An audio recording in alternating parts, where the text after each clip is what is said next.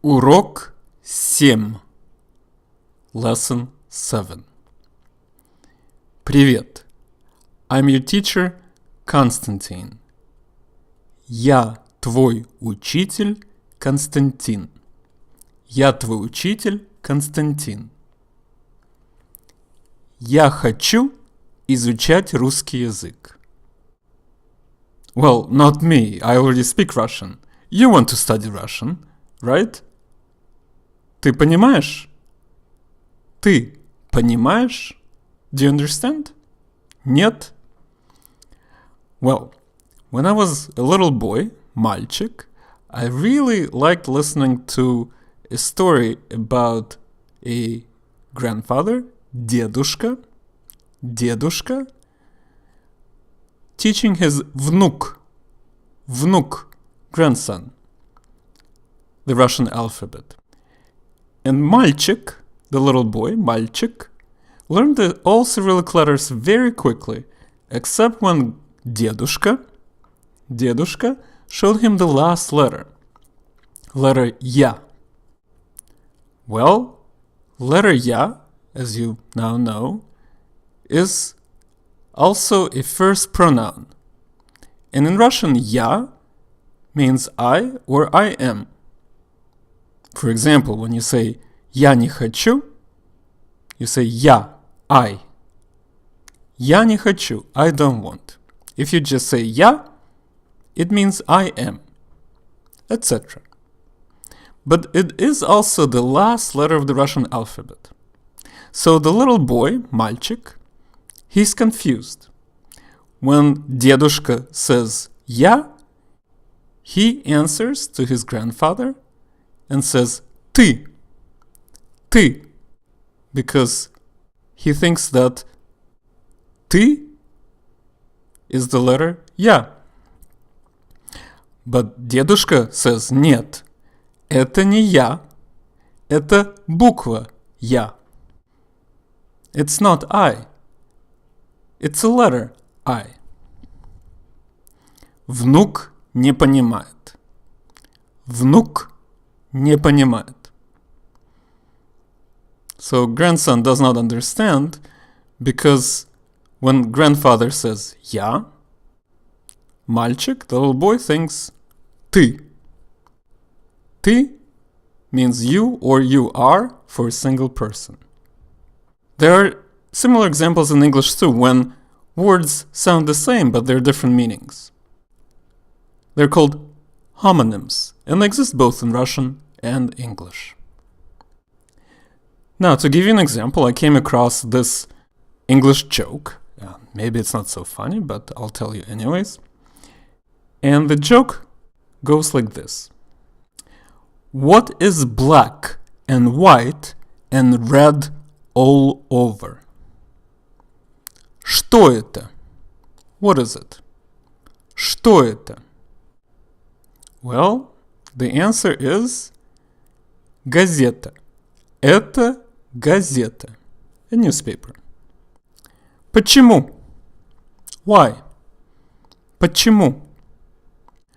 Потому что, because, потому что, это газета, потому что, the newspaper is black and white and red, R-E-A-D, all over.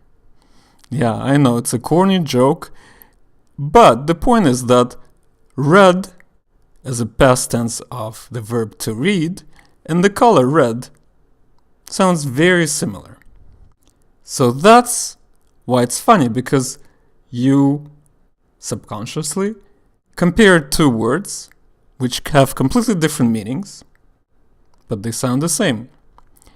And that's what makes the Russian story funny, because when the little boy says я and ты, referring to grandfather, it's just as confusing, and the situation is as bizarre as in the situation when somebody says the newspaper is black and white and red all over.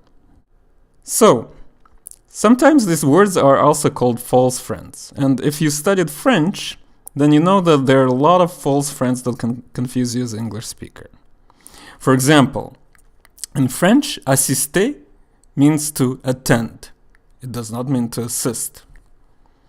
And even though some false friends may confuse you, others can actually help you remember a new word. Take, for example, the Russian word машина. Машина. It can sometimes mean a machine. For example, a factory. In Russian, you say машина. And the first thing that pops in the Russian mind is the image of a car, not of a machine in a factory. So машина can be both a car, a vehicle, but also a machine that is huffing and puffing in a factory.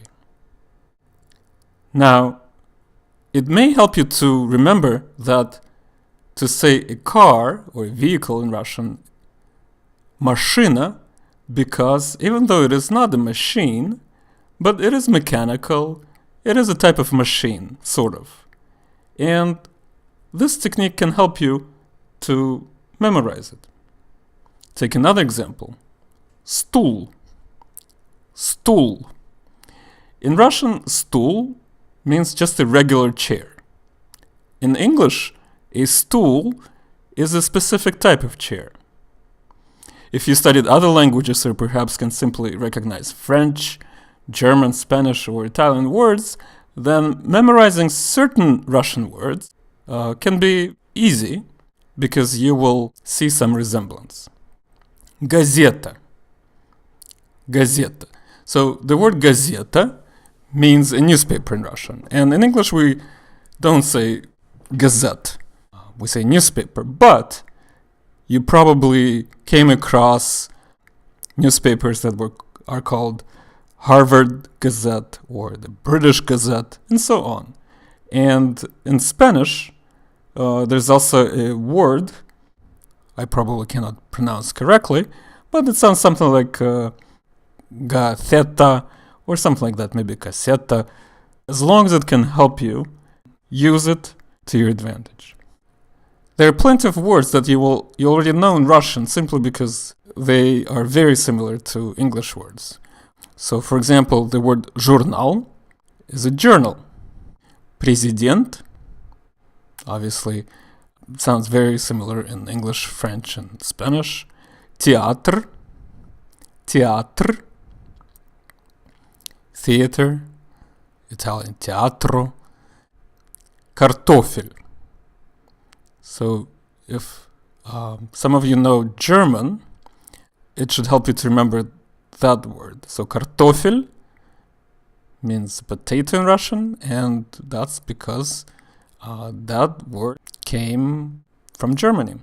So, die Kartoffel in German, and in Russian it's also Kartoffel. Although most Russians today refer to Kartoffel as Kartoshka. Kartoshka. So, here's another example.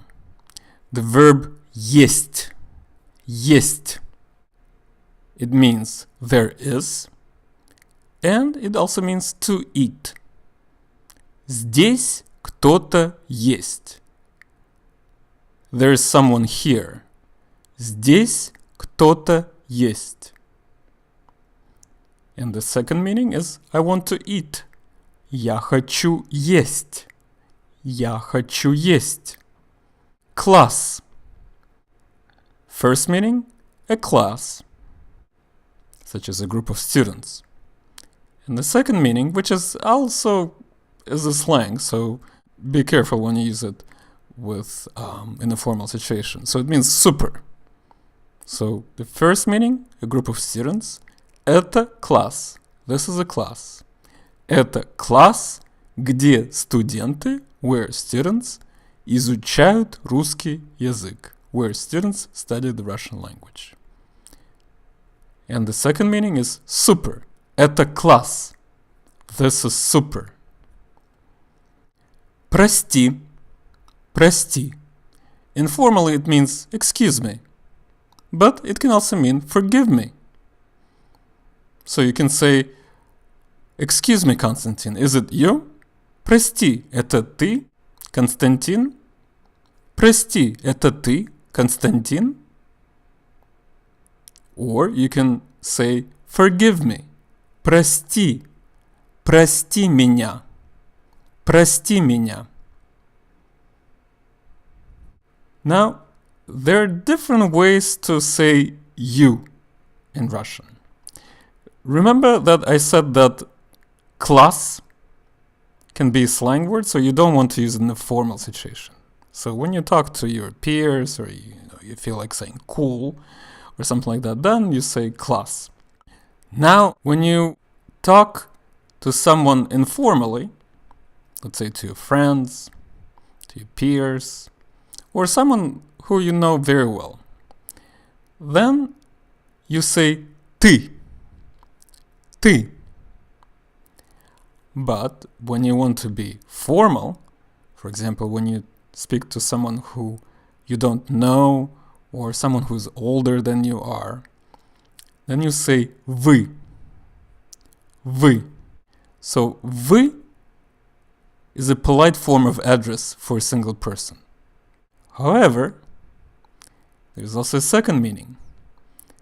It means you, meaning two or more people. So when you say вы, you're either addressing a single person, but in a polite way, or you address two or more people.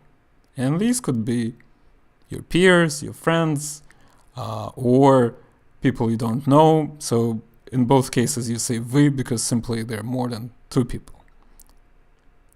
Вы говорите по-русски?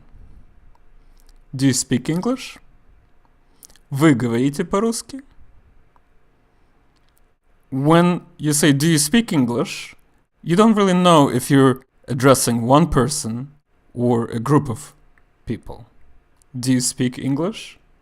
It's hard to know because in both cases it's correct to say do you speak English. When you say in Russian вы говорите по-русски, you can address a single person, but in a formal way. Вы говорите по-русски. Or you might be addressing a group of people. You might be asking them, вы говорите по-русски? Do you speak Russian? So this is what you want to take away from this lesson. Вы means you, but two different meanings of you. You as a polite form of address for a single person, and you as a form of address to two or more people. And ты, which is an informal you, for a single person only. Понятно? Is it clear? Да. I hope that you said да. Well, мальчик, the little boy, he finally figured out too. When дедушка said, нет, это буква не я. So he tricked him. He said, this letter is not I. And then he said, это буква ты. Это буква ты. This is the letter U. And мальчик said, дедушка, я понимаю. Дедушка, я понимаю. Это буква Я. This letter is Я, I. So now you try saying it. Это буква Я. Okay, so now you know how to say буква. Now you know how to say I or I am. Now you know how to say ты. Ты, meaning what? That's right, an informal, singular address. And it's important to know that it's singular and informal. Вы, that's right, it has two meanings. Вы. Понимаете? Do you understand? Meaning that you could be addressing formally to one person or just to a group of people, formally or informally. Правильно. Correct. Ты понимаешь. you understand. So when I say ты понимаешь, do you think I'm referring to you formally or informally? That's right, informally. Alright, this was not easy, but I hope you will keep practicing, and I will just run through these exercises, and I hope you will review them a couple of times and then move on to the next lesson. Ты хочешь изучать русский язык? Ты хочешь изучать русский язык? Хорошо. Хорошо. Я хочу изучать русский язык. Я хочу изучать русский язык. Ты хочешь изучать русский язык? Ты хочешь изучать русский язык? Да, я хочу изучать русский язык. Да, я хочу изучать русский язык. Ты хочешь хорошо говорить по-русски? Ты хочешь хорошо говорить по-русски? Да, я хочу хорошо говорить по-русски. Да, я хочу хорошо говорить по-русски. Ты хочешь правильно говорить по-русски? Ты хочешь правильно говорить по-русски? Да, я хочу правильно говорить по-русски. So Russian language is русский язык. Русский язык. But when you say something in Russian, you say по-русски. По-русски. In English it means both Russian and in Russian, but always pay attention to the context. Я говорю по-русски. I speak Russian. But you say я думаю по-русски. I think in Russian. So from a Russian point of view, you say по-русски when in English you say both Russian and in Russian. The difference is that you always say русский язык when you refer to the Russian language. And you cannot say я говорю русский. That doesn't make any sense to Russian people. Я говорю по-русски. Я думаю по-русски. I think in Russian. So, the point here is similar to the one I made in the previous lesson. Изучаю plus русский язык. So, I study something. Я изучаю русский язык. So, you say я думаю по-русски, I think in Russian. You say я говорю по-русски, but you study Russian. Я изучаю русский. And in this case you can say я изучаю русский because it implies that you're studying Russian language. So both sentences are correct. Я изучаю русский, я изучаю русский язык. Язык. Again, there are two meanings. One meaning means a tongue. Язык. And the second meaning is language. And it kind of makes sense because that's how we speak to each other, by using our tongues. So, try saying these words. Я, or rather sentences. Я изучаю немецкий язык. Я изучаю немецкий язык.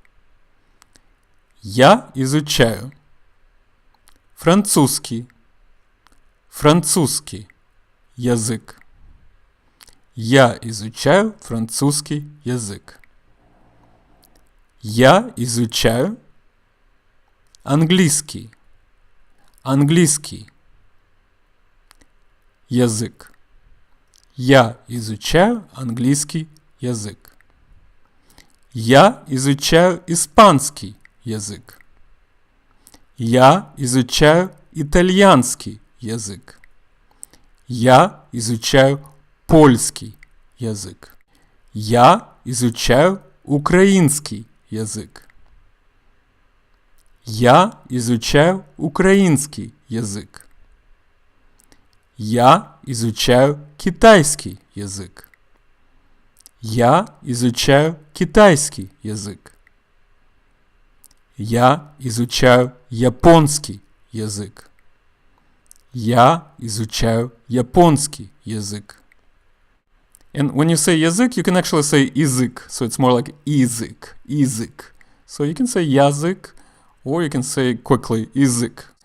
Now, when you say русский, японский, немецкий, польский, the last letter and the last sound, although it's not as clear, but it's there, is the y sound.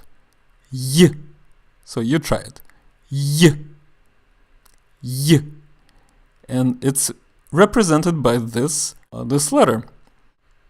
It looks funny, but that's what it is. Y. Русский. Родной, which means native. Мой. My. Мой родной язык русский язык. My native language, Russian language. So you try it. Мой родной язык русский язык. And if I say it quickly, it sounds like this. Мой родной язык русский язык. Russian language is not your native language, so you should say русский язык не мой родной язык. Русский язык не мой родной язык. Мой родной язык английский язык.